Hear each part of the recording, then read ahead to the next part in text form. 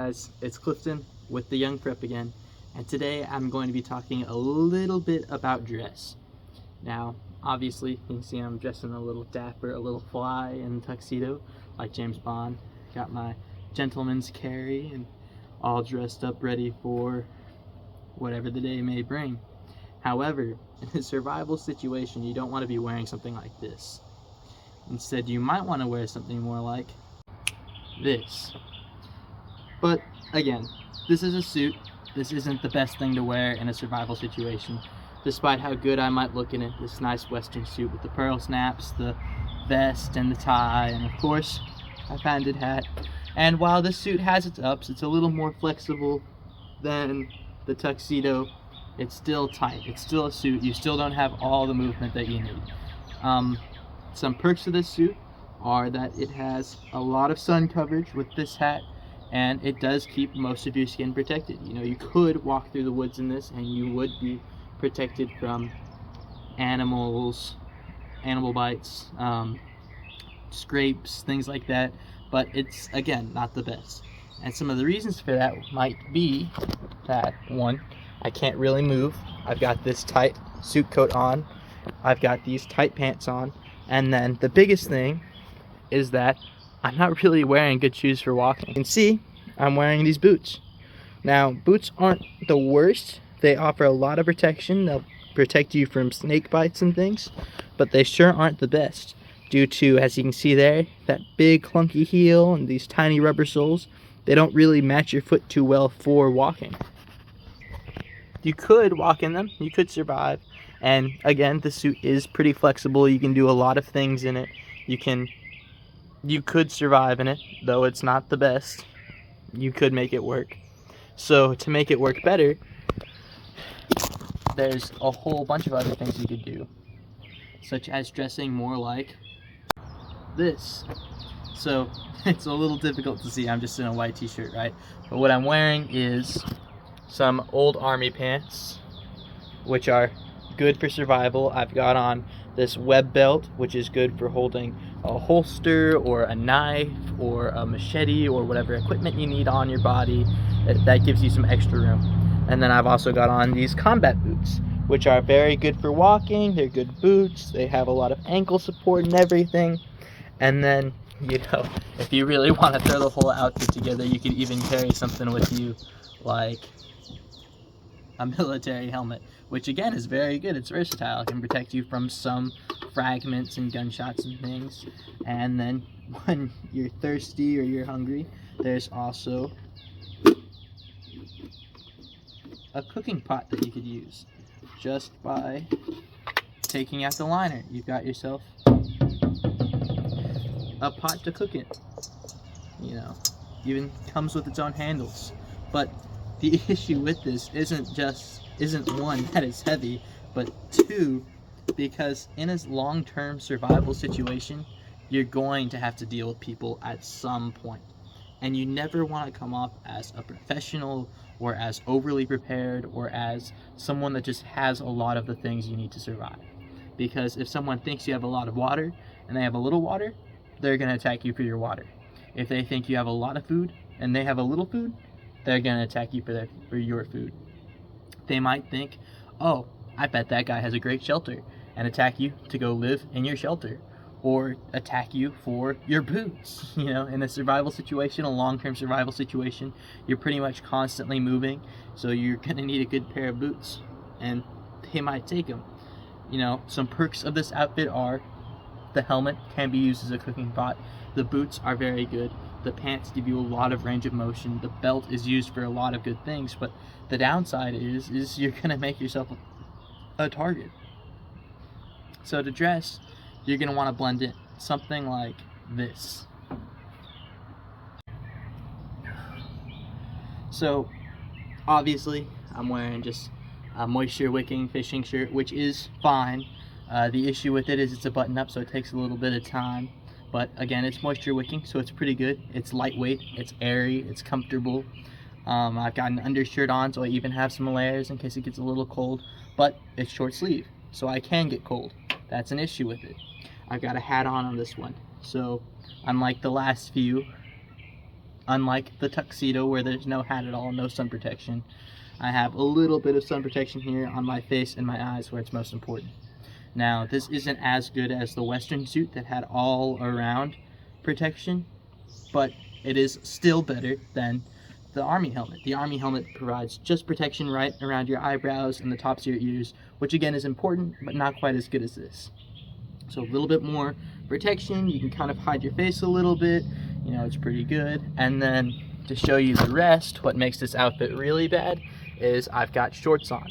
Now obviously shorts are going to help you blend in really good, especially bright colored ones. Bright colored ones make you easier to see, but you know, that just shows that you're wearing shorts, that you're just a normal person. Doesn't really make you stand out in a crowd. And then the really big, but shorts are bad because you have no protection on your lower legs. And the really big issue with this outfit is the shoes. I'm wearing Crocs, which really make me blend in, especially with a high school crowd, and I have no socks on, so my feet are relatively unprotected. The issue with Crocs is that 1, they're not good shoes. 2, they don't have a lot of sole. 3, they don't really have a whole heck of a lot of traction. And 4, there's not really anything protecting your feet. You know, they're pretty much open-toe shoes, which are a no-no in a survival situation. So I'm going to show you exactly what you should look like, which is like this. Now, there's a lot of purses up. It's sorry for the change of scenery and for it being so dark. Lost a lot of daylight getting dressed, right? So, hat wise, let me take you back here a little bit so that you might could see me. Hat wise, I've just got this poppy hat on, which provides me with a lot of sun protection, you know, and pull it down over my ears, leave a lot of visibility, or I can pull it down over my eyes a little bit more and keep the sun out of them. You know, it's just a nice hat. It's a gray color, so it's not like it's Army surplus or anything. It's not going to raise any eyebrows. In other words, it's just going to keep the sun off your face. It's lightweight, it's comfortable, it's got some vents, so it's airy, and it's a good all-around hat. Then I've got some layers on. I've got this moisture wicking layer here that covers up the most of my skin. Almost all of my upper body, just my hands and my face are exposed. And if it gets too hot, you can always just roll up the sleeves and open up the neck here. I will say I'm a sucker for a good Henley. And then pants wise, for the belt, I've got on just my scouting web belt. It's not going to raise any eyebrows or anything, and it'll have all the same space as that web belt from earlier, but it's going to raise a few less eyebrows. Then pants wise, I've got on these just Magellan fishing pants. I wear them when I'm hiking, and the good thing about these is the lower leg can be zipped off so that you can have a pair of shorts if it does get too hot or you just want to wear a pair of shorts, though I personally leave them as pants. And then for shoes, I've got on these hiking boots here, which I have had for a long time. I did 114 miles in them at Philmont, and then I've worn them a handful of times since. I'm usually wearing my other hiking boots, so these are still good ones. They've got a lot of ankle support, and they're going to raise fewer eyebrows than those combat boots from earlier. But other words, the downsides of this outfit is I can't really think of any. You know, it's pretty darn modular, and then you can layer more on top of this, or you can take off some of the layers that are already here. Like I said, I have a moisture wicking base layer on. That keeps the sweat off of me. You can roll up the sleeves if you're hot, or you can just completely take it off. You can unzip the bottom part of your pants. You can wear more pants under these, or more on top of these. This outfit has a lot of extra pockets, so you can carry more water, more tools, food, snacks, whatever. The shoes are very good for long distance walking, and beyond that, there's not really much you can improve on. There's also not really anything wrong with this outfit that I can think of. If you think of anything, let me know, but let me get into some more typical clothes, and then I'll show y'all all the things to put together to wear. Let's see, how do I want to end this clip? Let's do a jumping spin. Okay, So now I'm just in regular clothes. I'm not going to show y'all my outfit, but I'm going to show y'all what clothes y'all could get away with and some pretty good outfits that you could piece together. So not just what I'm wearing, but some things that you could use. I've got a pretty good layout here. I'll show y'all just like this. Take y'all up there. And I've got hats. Hats are pretty good. I'll talk about them in no particular order. Then I've got belts and suspenders. Again, I'll talk about those in no particular order. Same with the socks. I only have one pair. And then I have pants, shirts, and shoes. And I'll talk about those of worst to best. So sorry for it being dark. I've been recording for hours now trying to get this all done. But like I said, I'll start with hats, right? So in my opinion, probably the best one for summertime when the sun's on you all day long is one of these hats, just a floppy hat. It's got a little vent on the top. It's gray, so it's not really that army green or anything. It's lightweight, it's large, good hat, very solid. It's even got the little strap in case it tries to fly off you in the wind. It's a very good hat. It's easy to wash, easy to take care of. You don't really have to worry about that. You can shove that in a pack if you don't want it. You can put it in your pocket, whatever. Next up is the baseball cap. This is good for fall and spring. Again, you could wear it in the summer. It just doesn't offer quite as much protection. It's about the same weight as the other one. It's a pretty good one. Obviously, I wear one most all of the time. It's just a easy thing to have. Again, you can shove this in a pack. You can put it in your back pocket, whatever. And the last one I have to show you is just a beanie, a toboggan, whatever. They're very good in winter when it's cold. It protects your ears.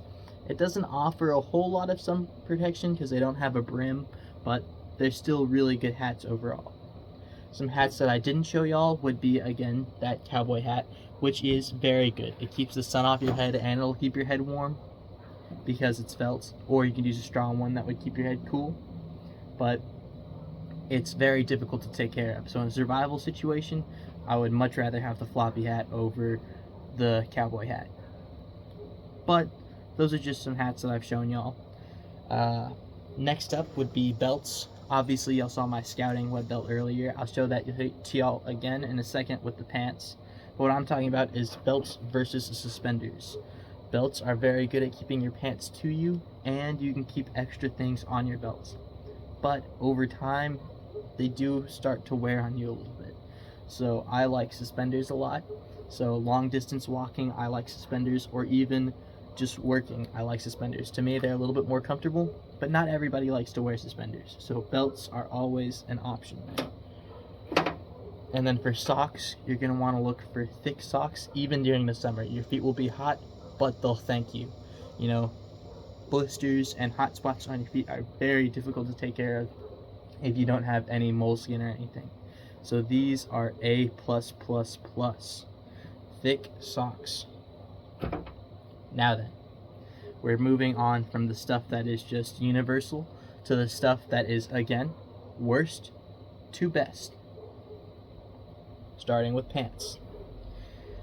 And again, this is the stuff that you can get away with, not the stuff that you can't get away with. So all of this that I'm showing you could be used. Jeans.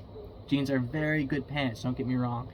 They're tough, they're durable, they're very nice, they make you blend in, but they're heavy and they're hot, which isn't typically an issue for day to day. But when every pound counts and every inch matters in survival, jeans just barely make the cut. But they are better than things like shorts or whatever, even though those don't make the list because you don't want those in a survival situation. Next up for pants are these green scout pants. Now, they are just regular BSA branded scout pants, and they are like those gray Magellans that I showed y'all earlier. So they are good, they're modular, they have cargo pockets, they can turn into pants, they can turn from pants into shorts, and they're very good. They have a lot of button loops, but the issue with these is they are that OD green color. So if someone doesn't know better, they might mistake you for a military member or whatever, or mistake you for a professional. That's why they make second. They are lightweight, they are good, they are modular, but you're going to want something that's gray. I like gray. Gray. This has nothing to do with the military. Again, it's just that scouting web belt on there. So very versatile. It's lightweight. It's exact same thing as the green pair, but they're gray. So it has no way anyone would think that you're a professional wearing those. They're just lightweight, good pants. So that's what you can get away with. Obviously, there are more that you could get away with, but those are the good all year, all season, any weather pants that you could wear that will make you blend in and be strong enough and last you whatever situation you might be in. Next up, shirts. Now, the issue with shirts is you don't really want just one shirt. You want to be modular. You want to have layers because layers can be removed or taken away. So I'll start with the worst with these again, but it's important to know that you layer them. So the worst shirt here would be a tank top. Well, I guess the worst shirt would be no shirt, but a tank top. It has very little protection for your arms, but they are also a very good base layer. You know, this is just my lifeguard tank top. I love it. It's very comfortable. I love working out in it. I love lounging in it. It's very good. But in a survival situation, you're going to want your arms covered at least a little bit like this. Which is why the better and I don't have a t-shirt, but you could get away with a t-shirt. Like I'm wearing here. T-shirts are fine. You can get away with t-shirts. But the best option is a Henley or some other long sleeve option. Especially moisture wicking things. You know, have a moisture wicking base layer on and then having something like this as your outer layer that protects your arms and can be rolled up or taken off at any point. This can just be shoved into a backpack. Let me turn that light back on.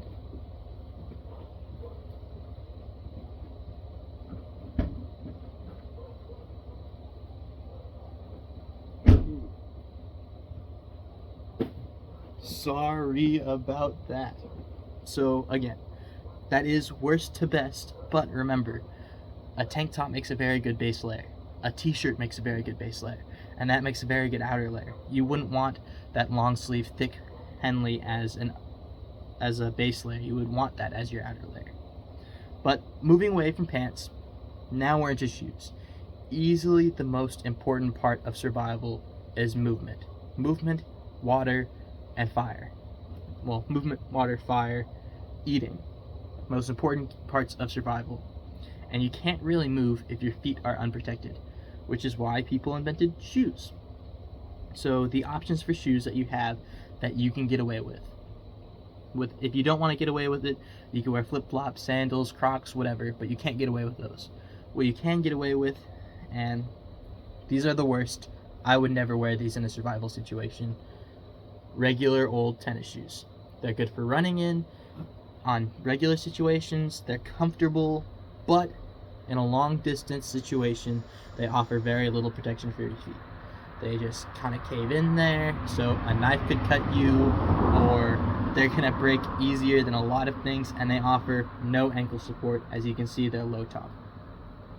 So then the next best thing, tennis shoe wise, are any high top tennis shoes. These are just maroon Nikes, they're high top.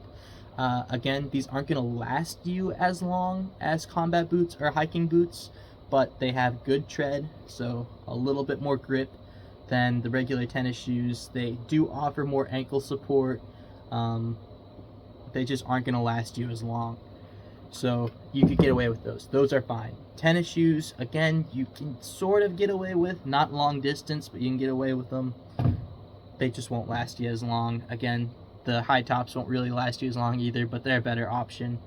And then now we're in the things that I would choose. There's these combat boots. These combat boots are pretty beat up because I like to work out in them and swim in them. So I wouldn't choose this pair per se for a survival situation, but any pair of combat boots are good. They're very good for long distance. You can run in them. They have a lot of ankle and lower calf support. You can swim in them. They're usually waterproof. If they aren't, then so well. They have very, very good tread. They have a little bit of a heel. They're very good shoes. But the reason why they're in second and not in number one is because it's going to make you look military. It's going to make you look professional. And again, in that situation, where you're surviving and you're running into people, you don't want to look like a professional. You just want to blend in, which is why hiking boots take the #1 spot. They have good tread, really good tread. They have a little bit of a heel. They're high top, so they give good ankle support. Not quite as good a support as the combat boots, but they have good laces, they're waterproof, and you'll blend in them. You know, you could sort of get away with combat boots if you're just wearing hiking pants or something, then it'll just look like regular hiking boots. But if anyone looks at them too closely, they might think you're a professional. So, hiking boots take the #1. Again, best idea for an outfit is hiking boots, layered shirts with a long sleeve on top and a moisture wicking base, gray lightweight hiking pants with a web belt, thick socks, and a hat that offers plenty of sun protection is my idea of the perfect survival outfit. Now then, to get to something that I haven't really said in any of my other videos, this video was a lot of fun to make. It really was, because for pretty much most of it, I got to do glorified dress up and just have fun with it. You know, I've gotten to jump in a circle or clap my hands and be in a different outfit. It's a lot of fun. But some of the other videos haven't been quite as much fun.